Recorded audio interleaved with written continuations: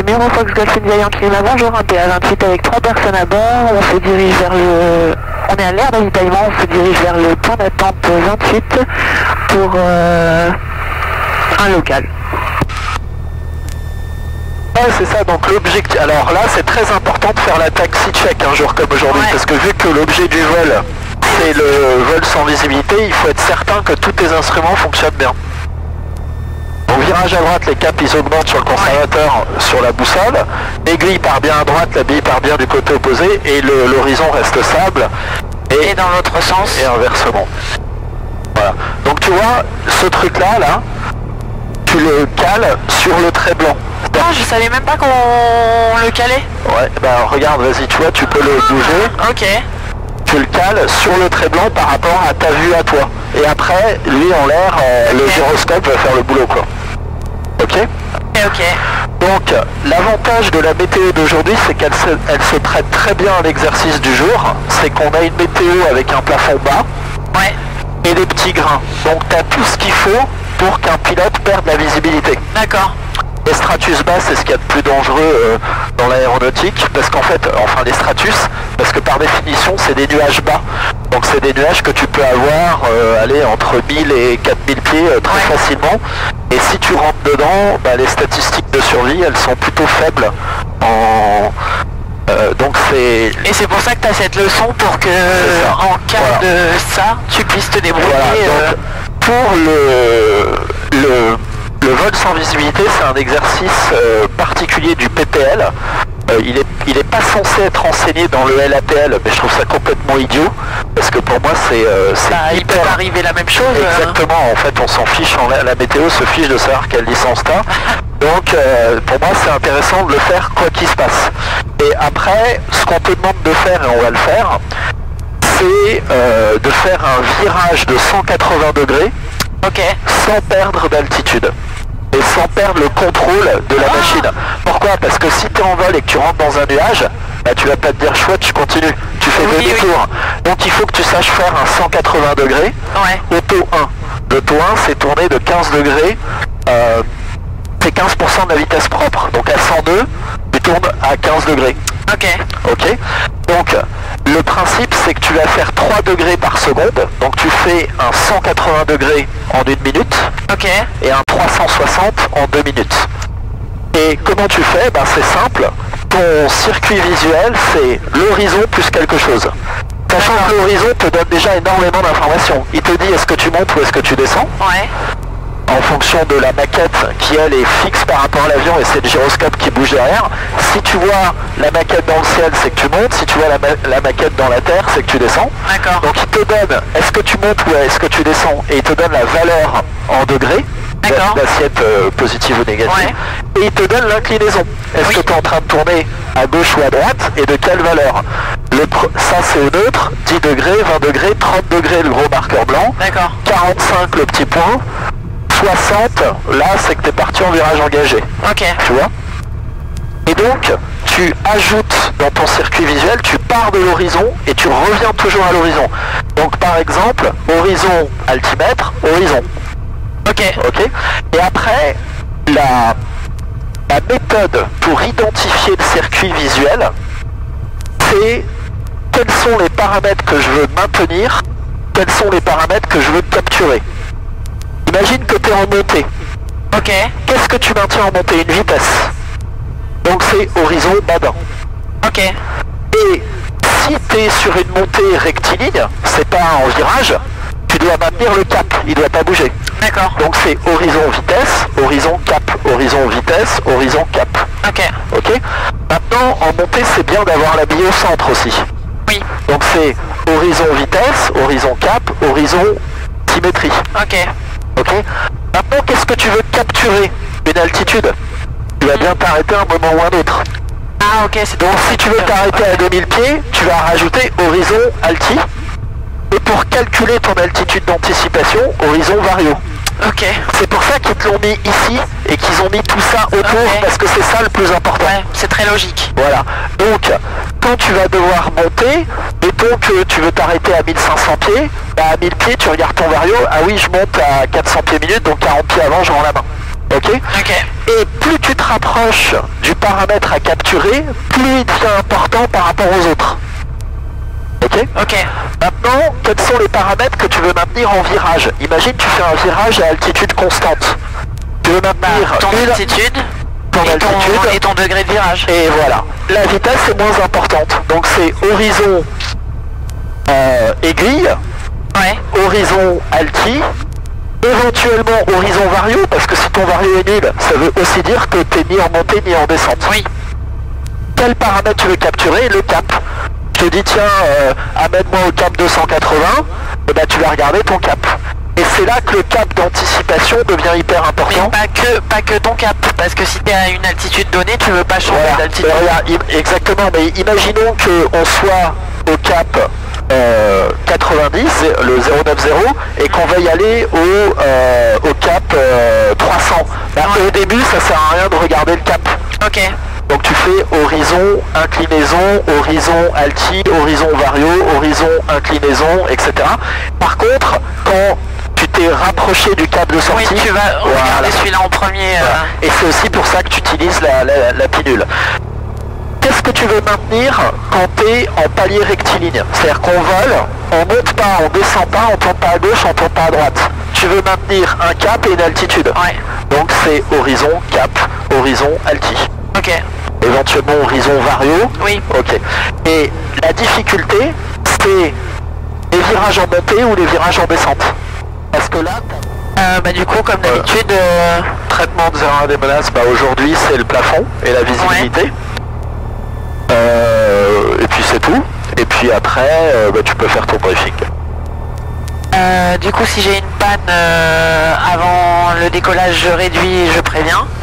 Une panne mineure après décollage, je fais un tour de piste et je reviens. Et une panne majeure, pas devant. Voilà. On va chercher les champs à gauche et à droite de la Seine. Voilà. Voilà. Et on ne fait pas de demi-tour avant midi. Et puis, vas-y, tu peux faire ton message.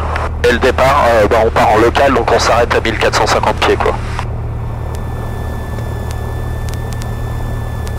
On s'arrête à combien, tu m'as dit, pardon? Un peu avant 1500 pieds. Ok. Numéro Fox Yankee Lima, je m'aligne et je décolle piste 28 pour un local. Alors tiens, on va innover. Tu vais le faire au décollage même? Ouais. Alors, normalement, le but du VSV, c'est uniquement des virages au début, des paliers rectilignes, des petites montées, des petites descentes, etc. Parce que le but, c'est pas de te transformer en pilote IFR à 30 heures de vol. Mais... Si, c'est le but. Ouais. mais je trouve que c'est fun. Et moi, on me l'a appris comme ça la première fois que j'ai fait du VSV.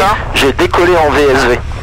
Alors, tu te rappelles le ton décollage, tu mets plein gaz, tu es censé garder l'axe de piste, donc tu vas regarder ton conservateur de cap. C'est bizarre. Si tu sais d'avance que ton avion va avoir tendance à aller à gauche, donc tu vas regarder ton conservateur de cap et tu vas maintenir l'axe de piste. Si tu vois que ton avion part d'un côté, tu mets du pied de l'autre. Ok. Et tu regardes ton badin. Ok. Une fois que tu auras décollé, tu prendras maximum 10 degrés d'assiette. Ok. Et le plus important, ça sera ta vitesse. Ok. Ok. Eh ben c'est parti, vas-y. Voilà. On met les phares ou pas? Ouais. Hop, et strobe. Tu peux. Ok. Vas-y. Et vas-y, tu peux y aller. Je te mets juste les feux de nav, mais tu peux y aller. Oh, c'est bizarre.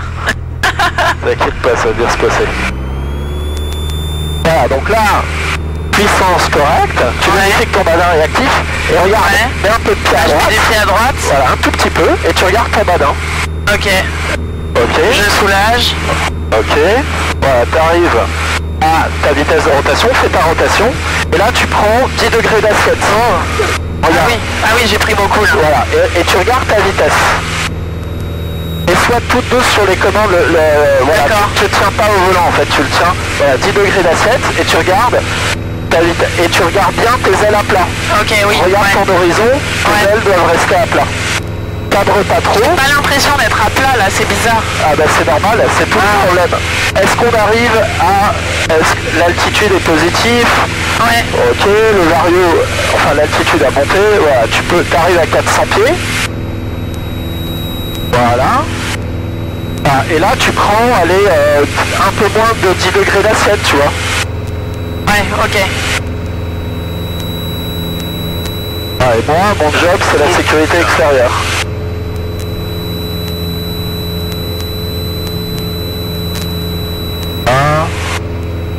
Ok. Donc on s'arrêtera à 1000 pieds. Ok. Pour éviter de faire du vrai IMC. Ok, donc tu regardes ton vario. Tu montes à quel vario là? 800. Voilà, donc 800 pieds avant, pardon, 80 pieds avant, tu mets ton régime de croisière. Ok. Ok. Et tu vas trimer ton avion pour pas avoir d'effort à faire. Donc tu sais que tu dois mettre un peu de prime à piquer en fait. Un tout petit peu. Voilà. Tu peux couper ta pompe. Tu vérifies ta pression d'essence. Ok. Ok. Maintenant tu vas mettre ta pilule sur le cap 180.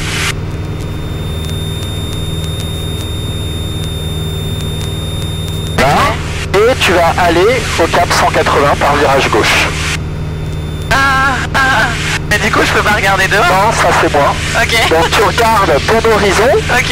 Et regarde ton marqueur, il ne doit jamais dépasser le trait blanc. Okay. Voilà. Donc tu mets, je te réduis un tout petit peu le gaz, tu mets ça, la petite boule jaune à l'endroit où le ciel rejoint la terre. Ok. Voilà. Et tu fais en sorte de ne pas trop incliner ton avion. Ok. Et là, tu penseras au cap d'anticipation.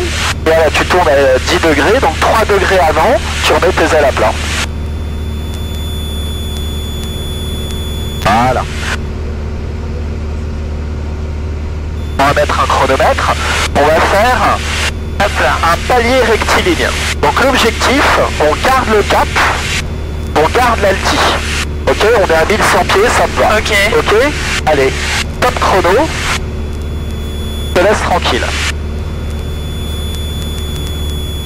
On aurait pu faire ça quand l'atmosphère est calme quand même, hein, parce que là... Ah bah non, parce que dans les nuages, dans les nuages, ça turbule. Mince.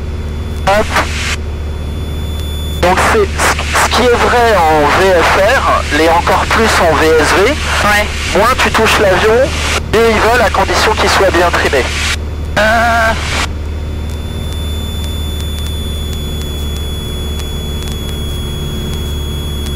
J'ai l'impression qu'il y a quelqu'un qui touche les commandes à ma place.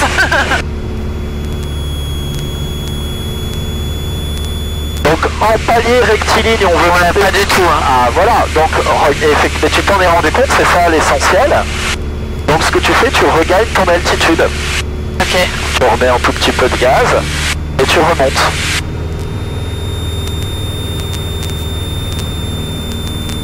Alors on va... Ouais, garde le cap que t'as là. Ouais. Ok. À 1000, hein, je remonte seulement. Ouais.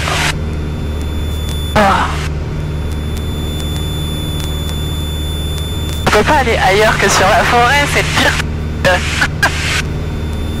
Ouais, on va y aller tout à l'heure, t'inquiète. Donc là, ça fait déjà 1 minute 30 Je suis plus du tout. que tu voles dans les nuages. Ok. Ok.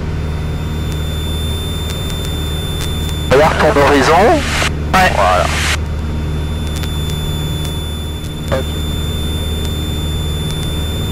Là derrière? Impeccable. D'accord.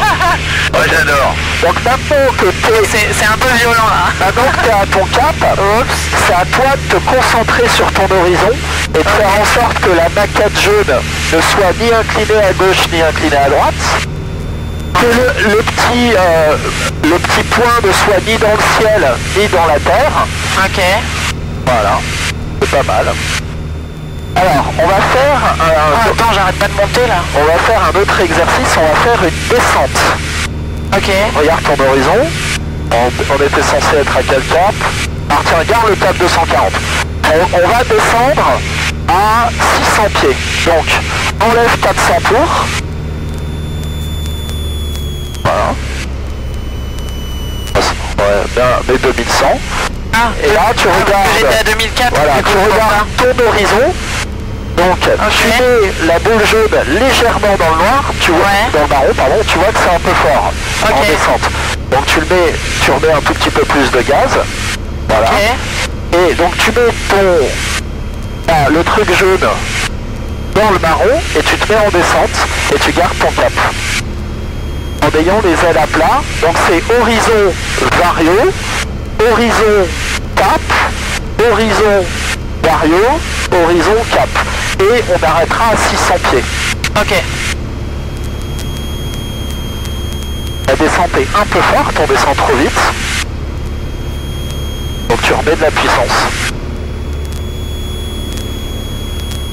Voilà, maintenant on va remonter. Alors plein gaz.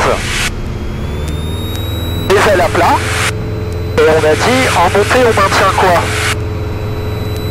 En montée? Ouais, on maintient 1 degré d'assiette. Et surtout une vitesse.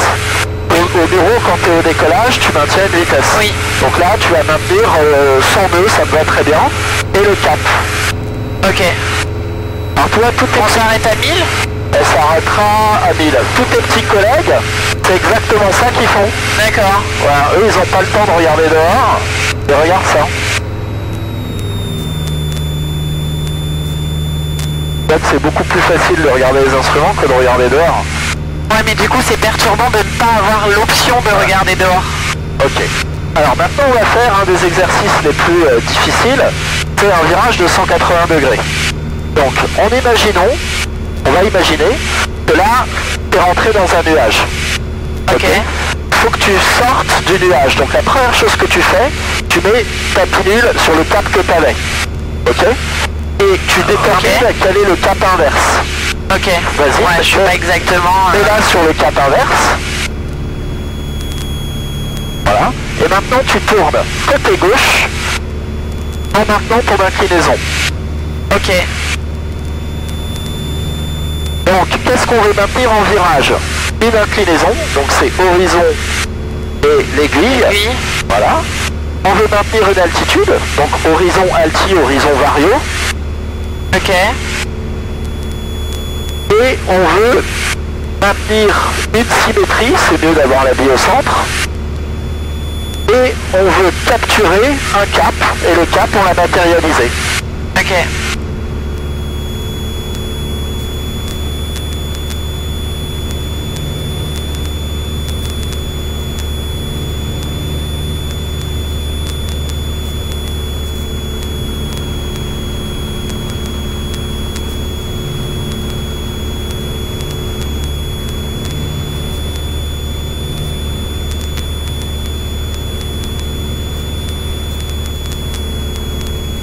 Pas mal.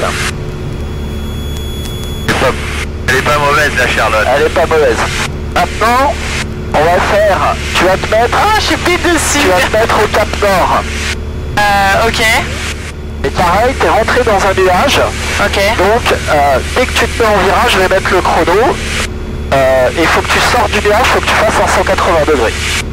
Là, je fais 180? Ouais. Bon, c'est facile, mais... Ok. Là, je monte un peu. Là, je tourne alors, ça y est.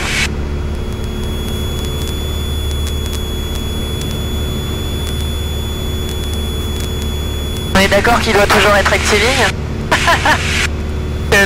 On doit pas descendre?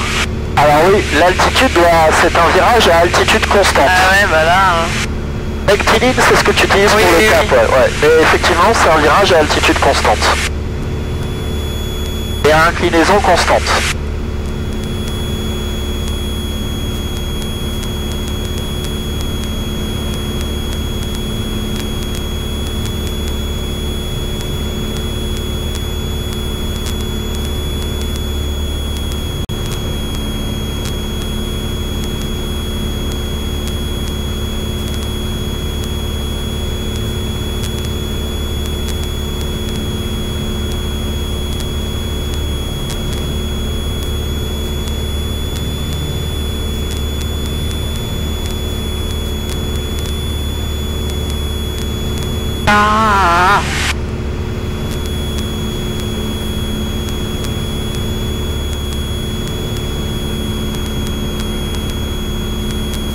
je suis pas exactement dessus.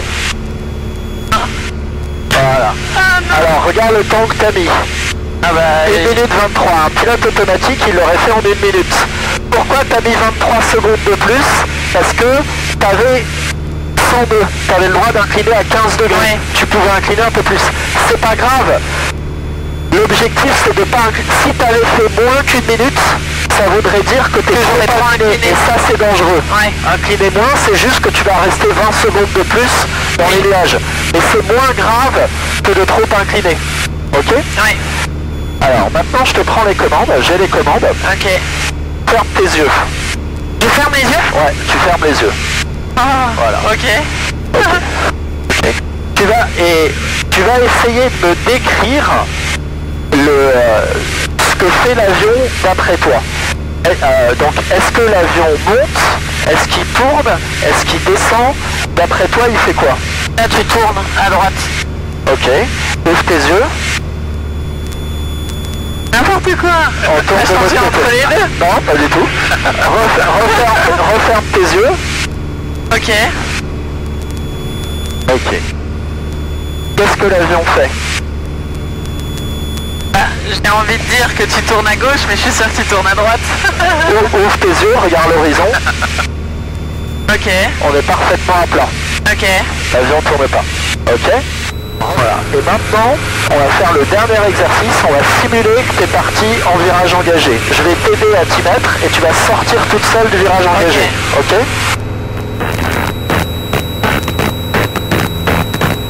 Tu es en virage engagé. Je réduis. À plat. Regarde ton horizon et tu mets tes ailes à plat. Après, qu'est-ce qu'il y avait? Ressources douces. Donc tu mets, touche pas au gaz, tu remets ça au milieu. Voilà. Jusqu'à que tu aies 102. Voilà. Et là, tu remets ta puissance. Ok. Tu peux enlever les lunettes, je reprends les commandes. Ah, ça m'avait manqué. T'as fait à peu près 24 minutes en IMC, donc t'as battu le record qui est de 178 secondes. Le temps de survie moyen d'un pilote qui n'est pas formé sans perdre le contrôle de l'avion. Ah ouais. Voilà. Alors, ce qu'il faut retenir, tu peux récupérer les commandes, ce qu'il faut retenir de ça, c'est que tes propres sensations peuvent être complètement faussées. Pourquoi? Parce que dans les nuages, ça turbule. Donc en fait ton avion il va en permanence turbuler. Moi j'avais l'impression que c'était toi qui faisais ça. Hein. Ah non. Non, je touchais pas les commandes. Donc ce qu'on appelle la proprioception, c'est-à-dire que tous les muscles de ton corps, toutes tes terminaisons nerveuses vont indiquer tes sens en erreur. Ouais. Vu qu'il n'y a plus de connexion entre les yeux et l'oreille interne, la dernière fois là j'ai fait ça avec un pilote qui a quasiment 200 heures de vol.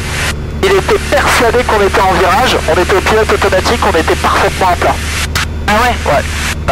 Et il avait l'impression d'être en virage. Donc ce qu'il faut, c'est surtout pas faire confiance à ses sensations et uniquement regarder ces instruments. Et systématiquement vérifie, si t'es bon, voilà. Et tripe ton avion pour pas avoir d'effort à faire sur tes gouvernes.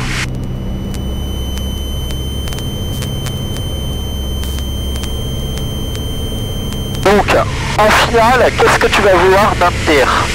Une vitesse, une pente et un max. Max, je te le dirai, parce que on n'arrive pas dans l'axe de piste en finale. Donc c'est moi qui te guiderai sur l'axe. Par contre, le maintien de la vitesse et de la pente, ça sera à toi de le gérer avec l'assiette et la puissance. Numéro Fox Yankee Lima en base 28 pour un complet. Numéro Fox Yankee Lima en finale 28 pour un complet. Voilà, et comment tu vas gérer ton arrondi, ce sera au vario. Tu connais l'altitude de la piste. Début de ta descente, donc tu mets 1700 tours comme d'habitude. Un peu de trim à cadrer pour que ton avion descende pas trop vite. Et là tu maintiens max que je te donne avec une vitesse et une pente. En vitesse on va dire 80. Ok. En pente, pas plus de 500 pieds minute. Ok. C'est un peu rapide, mais il te manque un cran de volet. Tu vas en sortir un deuxième. Ok. J'ai envie de regarder dehors. Ok, on va prendre ce cap là. Donc ta vitesse, est-ce qu'elle est bien? 70. Un peu faible, remets un peu de puissance. Un tout petit peu. Hop là, pardon. Ah, un petit peu beaucoup alors. Ouais, parce qu'on était un peu bas. Ok. Ok, et là on reprend, ok. Donc le cap, on est pas mal. Quelle est l'altitude? 200, ouais, voilà. presque 150 Voilà. là. Quand tu arrives à 100, Ok. tu vas piloter un vario. Donc regarde, Ok. tu réduis un petit peu. Et regarde ton vario, tu gardes Ouais. ce cap et tu prends un vario le plus faible possible. Oui. Ouais, voilà, le vario il est très bas. Ok. Et hop, tu peux enlever tes lunettes. Ah, je pensais pas qu'on allait toucher à ce moment-là. Si. Bah, ici, Ouais, c'est vrai. ici Mais t'es dessus, hein. j'étais trop concentré Et sur... t'as vu, on n'a pas complètement réduit parce que quand on pose un avion sans visibilité ou avec une visibilité réduite, ce qu'on fait de nuit par exemple, on garde toujours un petit peu de puissance. C'est pour ça que j'avais pas l'impression qu'on allait se poser, parce que pour moi il y avait encore de la puissance. Qu'est-ce que font tes petits camarades en ligne? Ils font uniquement ça, ils se posent la question, quels sont les paramètres que je veux maintenir, quels sont les paramètres que je veux casser. Ouais. Les réponses à ces deux questions déterminent le circuit visuel que tu dois exploiter. Ouais. Et il faut se forcer intellectuellement à pas se concentrer sur ce qu'on ressent,